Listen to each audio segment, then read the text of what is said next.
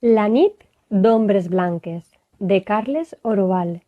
La nit d'ombres blanques, per fi me l'he llegit. I sabeu per què estic tan emocionada i em fa tanta il·lusió tenir aquest llibre a les meves mans? Perquè l'ha escrit Carles Oroval, que no sabeu qui és.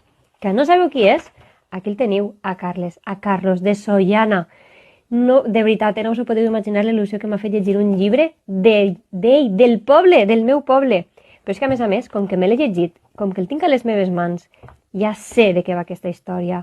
Una història que m'ha fascinat, que m'ha encantat, una història d'adolescents, de joves, una història que passa a l'institut, una història sobre la llengua, sobre quan canviem de poble, quan canviem d'institut, una història d'intriga diversa, una història d'assetjament. De veritat, Carlos, m'ha agradat moltíssim i per això vos el recomane. Per favor, llegiu-vos tots La nit d'ombres blanques de Carles Oroval. Aquí el teniu.